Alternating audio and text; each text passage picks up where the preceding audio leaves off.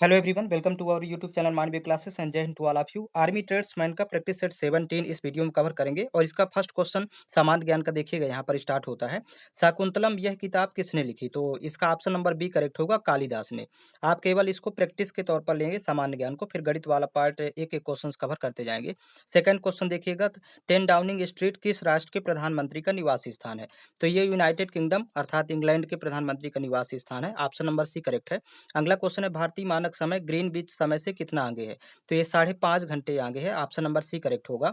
Next question है, मुगल वंश के अंतिम राजा का नाम क्या था? तो बहादुर शाह जफर द्वितीय। ऑप्शन नंबर सी करेक्ट है। अगला क्वेश्चन देखेंगे, क्वेश्चन नंबर 5 है, भाखड़ा बांध किस नदी पर स्थित है?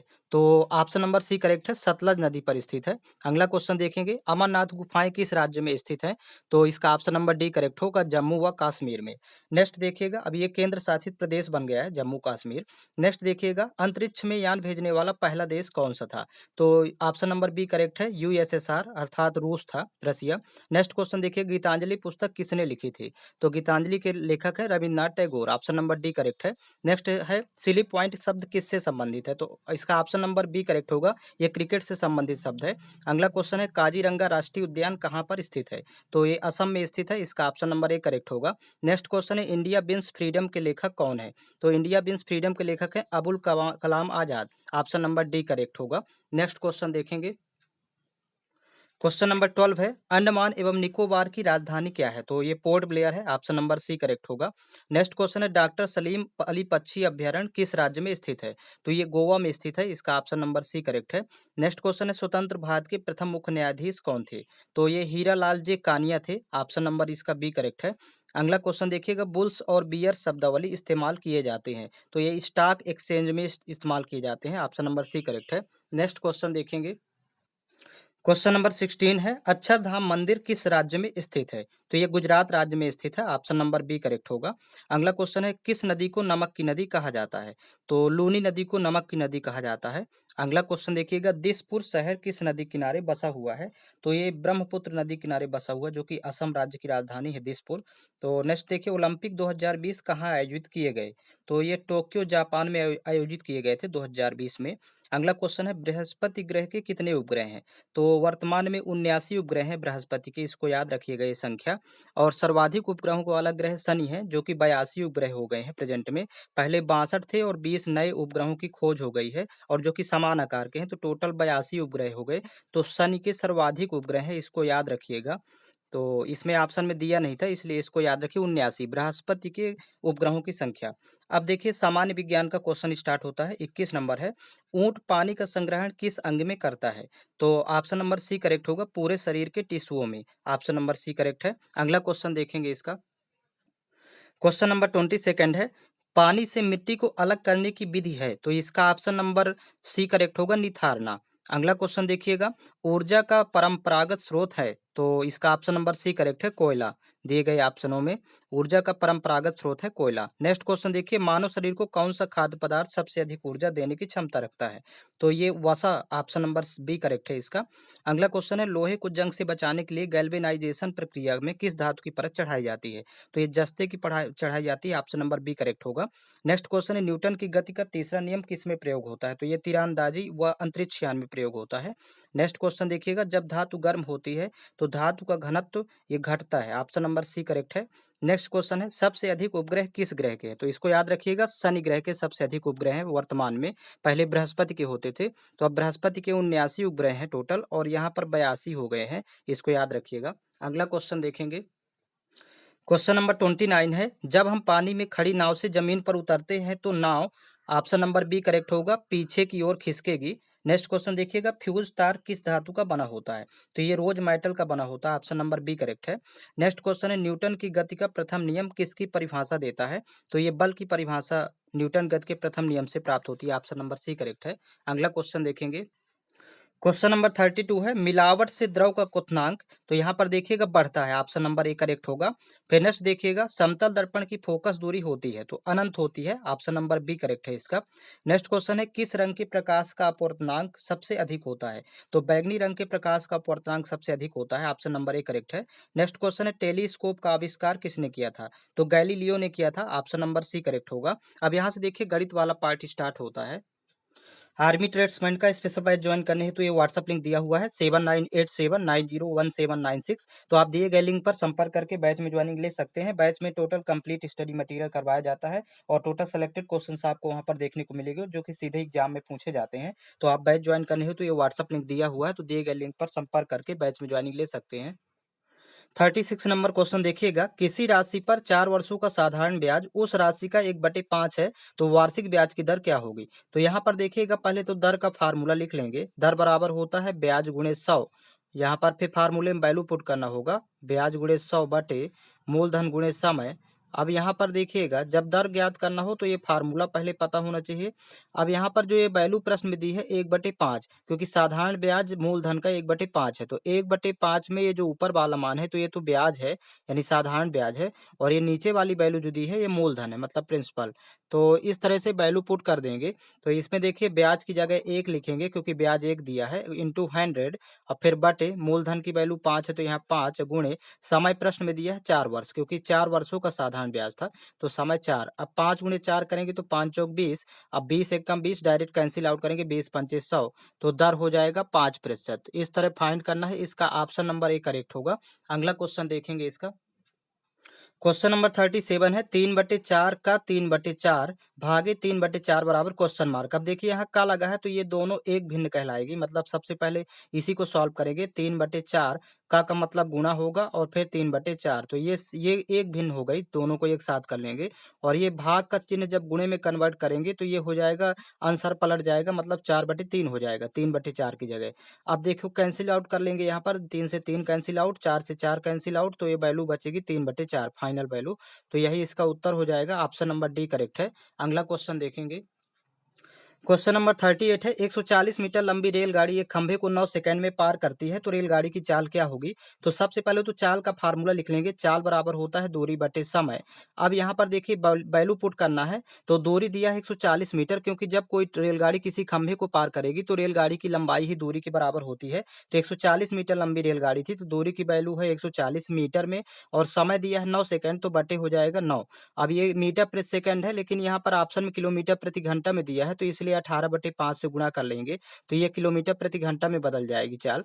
तो जब भी किलोमीटर बड़ी इकाई में बदलना हो तो ऊपर वाला मान बड़ा रखना है, 18/5 का ही गुणा होगा।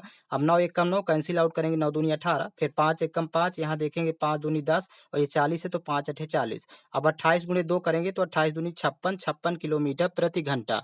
ये इसकी चाल हो जाएगी किलोमीटर प्रति घंटा में, ऑप्शन नंबर सी करेक्ट है। अगला क्वेश्चन देखेंगे। क्वेश्चन नंबर 39 है एक समकोण त्रिभुज का लंब 3 मीटर और कर्ण 5 मीटर है तो त्रिभुज का क्षेत्रफल क्या होगा।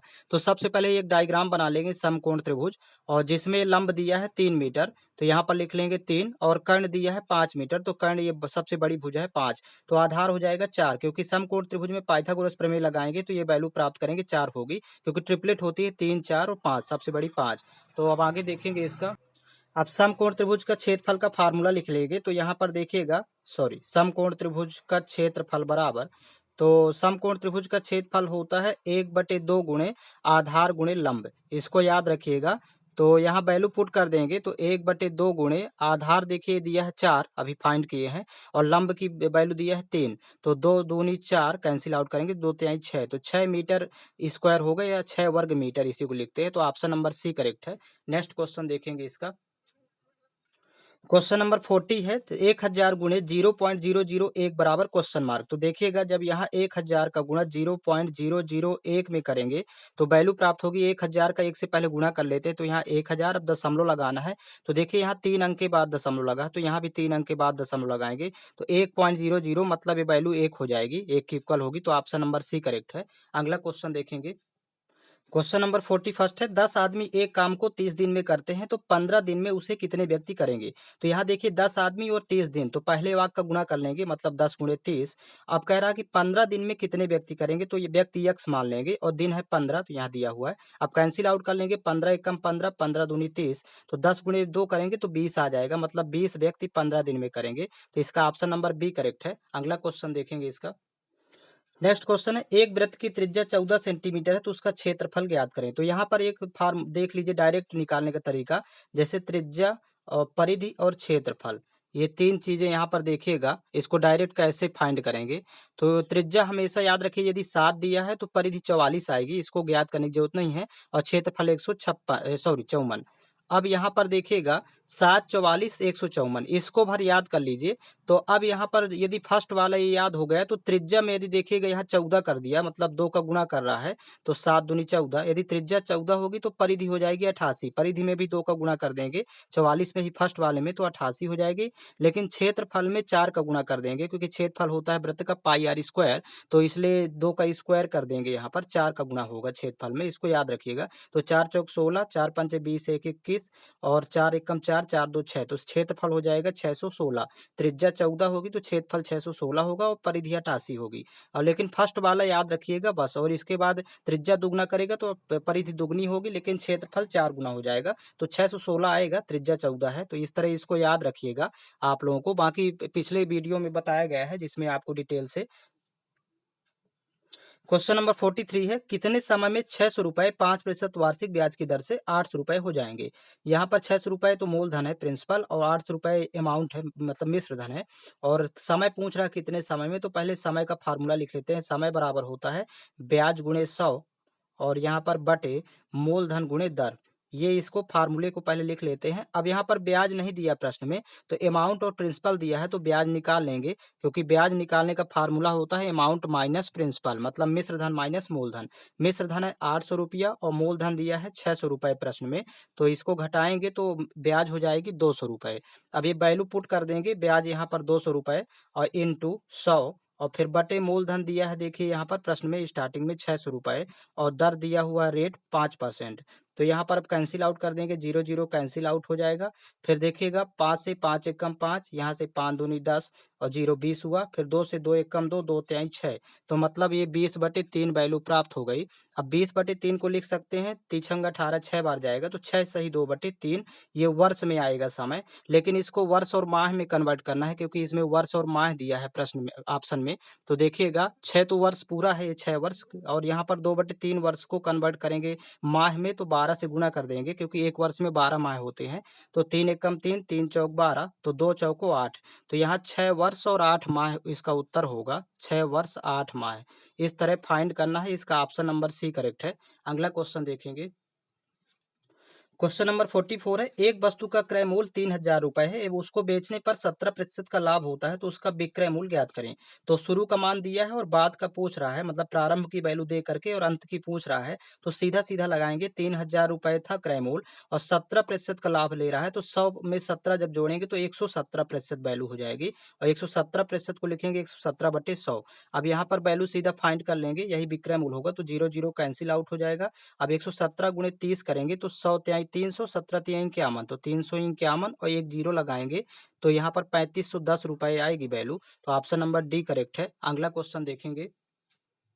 क्वेश्चन नंबर 45 है, एक विद्यार्थी 40 अंक प्राप्त करता है और 40 अंकों से फेल हो जाता है। यदि पास होने के लिए उसे 40% अंक चाहिए तो कुल अंक कितने हैं, मतलब यहाँ पूर्णांक पूछ रहा है जो कि 100% होते हैं।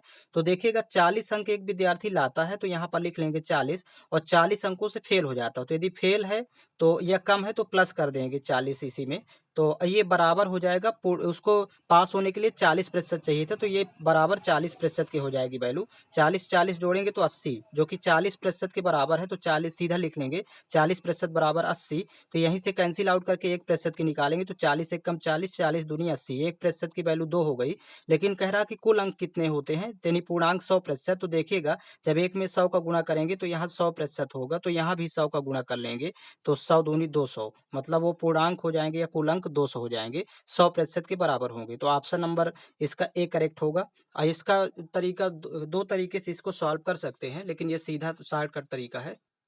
क्वेश्चन नंबर 46 है, एक मोटरसाइकिल 140 मीटर दूरी को 18 सेकंड में तय करती है, तो इसकी चाल प्रति किलोमीटर प्रति घंटा में क्या होगी? तो सबसे पहले तो चाल बराबर फार्मूला लिखेंगे, दूरी बटे समय होता है चाल का फार्मूला। अब इसी में वैल्यू पुट करना है, तो देखिए दूरी दिया हुआ है 140 मीटर में, तो 140 और समय दिया है 18 सेकंड, तो ये 140 बटे 18 ये मीटर प्रति सेकंड में हो गई। अब किलोमीटर प्रति घंटा में चाल को कन्वर्ट करना है, तो 18 बटे 5 से गुणा कर देंगे, क्योंकि छोटी इकाई को जब बड़ी इकाई में बदलते हैं तो ऊपर वाला मान बड़ा होगा, मतलब बड़े का गुणा करते हैं, तो 18 बटे 5 का गुणा होगा। अब 18 से 18 कैंसिल आउट, फिर 5 से 5 एक कम 5, यहाँ पर देखिए 5 दूनी 10 और 5 अठे 40, तो यहीं पर वैल्यू आ जाएगी 28 किलोमीटर प्रति घंटा, जो कि ऑप्शन नंबर डी है। नेक्स्ट क्वेश्चन देखेंगे।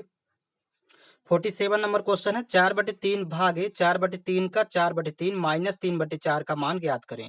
तो देखिए इन दोनों के भिन्नों के बीच में का है, तो इसको सिंगल भिन्न में कन्वर्ट करेंगे। जिसके बीच में कर होता है तो उसको दोनों को एक बना लेते हैं। तो यहाँ पर देखिए 4/3 और यहाँ पर का मतलब गुणा हो जाएगा, और ये भाग का जब गुणे में कन्वर्ट करेंगे तो ये दोनों का अंश और हल पलट जाएगा, मतलब 3/4 फर्स्ट वाले को भी लिखेंगे इनटू का मतलब तो ये गुणा होगा, ये भी 3/4, क्योंकि ये दोनों सिंगल भिन्न में कन्वर्ट हो गया था, तो दोनों का आंसर पलटेगा। अब माइनस ये 3/4 रहेगा, इस तरह सॉल्व करना है। तो यहाँ से 3 से 3 कैंसिल आउट, 4 से 4 कैंसिल आउट। अब यहाँ पर 3/4 बचा, माइनस 3/4 है, जो जब 3/4 में 3/4 घटेगा तो जीरो बचेगी वैल्यू, जो कि ऑप्शन नंबर डी में दिया हुआ है। अगला क्वेश्चन देखेंगे। क्वेश्चन नंबर 48 है, 2/3 भागे 2/3 का 2/3। अब देखिए यहाँ का है दो के दोनों के बीच में, तो इन दोनों को एक भिन्न में कन्वर्ट करेंगे, सिंगल भिन्न। तो यहाँ पर एक का की जगह गुणे का सिंबल आ जाएगा, तो ये दोनों सिंगल हो गया, दोनों को मिला के एक मानेंगे। अब ये 2/3 ये लिखेंगे ज्यों का त्यों, और भाग को जब गुणे में कन्वर्ट करेंगे तो अंगली भिन्न का अंश और हर पलट जाएगा, तो दोनों का आंसर पलटेगा, मतलब यहाँ 3/2 हो जाएगा फर्स्ट का, फिर इंटू यहाँ पर लिखा हुआ है, मतलब गुणे का सिंबल है, और फिर 3/2 इसको भी लिखेंगे। अब यहाँ पर देखिएगा 2 से 2 कैंसिल आउट, 3 से 3 कैंसिल आउट, तो ये फाइनल 3/2 बचा, तो यही इसका उत्तर हो जाएगा। इसका ऑप्शन नंबर सी करेक्ट है। अगला क्वेश्चन देखेंगे। क्वेश्चन नंबर 49 है, 3.75 भागे 2.5 बराबर क्वेश्चन मार्क। तो यहाँ पर लिखेंगे 3.75 और भाग का ये सिंबल है, तो बटे लिख देंगे 2.5। अब इसको देखिए दशमलव जब रिमूव करेंगे तो एक अंक है, तो यहाँ 10 का गुणा हो जाएगा, एक के बगल में एक शून्य, और यहाँ से दशमलव रिमूव करेंगे तो यहाँ 2 अंक है, तो यहाँ पर 100 का गुणा हो जाएगा। अब यहाँ देखिए 0 0 कैंसिल आउट है। अब यहाँ 25 से कैंसिल आउट कर देंगे, या 5 से पहले कैंसिल आउट करते हैं, 5 पचम 25, यहाँ पर 5 सते 35 और 2 25 हुआ, 5 पचम 25, फिर 5 से 5 एकम 5, यहाँ से 15 पना 75, तो यहाँ पर देखिएगा अभी और कैंसिल आउट, सॉरी इतना ही लिखेंगे, 15 बटे और यहाँ पर ये 10 बचा, तो इसको जीरो हटा के दशमलव एक अंक के बाद लगा देंगे, मतलब 1.5 इसकी वैल्यू होगी। तो ऑप्शन नंबर ए करेक्ट है। तो 10 से भाग करना आसान होता है, एक शून्य हटाएंगे तो दशमलव एक अंक के बाद लगा देते हैं। अगला क्वेश्चन देखेंगे। क्वेश्चन नंबर 50 है, लास्ट क्वेश्चन, 4 6 7 10 और 8 का औसत क्या होगा? तो देखिएगा एवरेज इक्वल टू फार्मूला होता है आंकड़ों का योगफल बटे आंकड़ों की संख्या। तो पहले आंकड़ों का योग निकालेंगे, मतलब 4 + 6 + 7 + 10 + 8, और टोटल संख्या यहाँ पर देख लेते हैं, तो 1 2 3 4 5, तो 5 से भाग कर देंगे तो एवरेज फाइंड हो जाएगा। तो देखिएगा 10 8 18 7 25 6 31 4 35, तो 35 और बटे 5 होगा, तो 5 एकम 5 5 सते 35, तो औसत 7 आएगा। इसका ऑप्शन नंबर ए करेक्ट है। तो टोटल इसमें इतने ही क्वेश्चंस थे, और इसका नेक्स्ट प्रैक्टिस सेट आपको जल्द ही मिल जाएगा चैनल के प्लेलिस्ट में। प्लेलिस्ट बना हुआ है, वहाँ पर डेली अपडेट हो जाता है, तो प्लेलिस्ट आप विजिट करके ऑल प्रैक्टिस सेट फाइंड कर सकते हैं।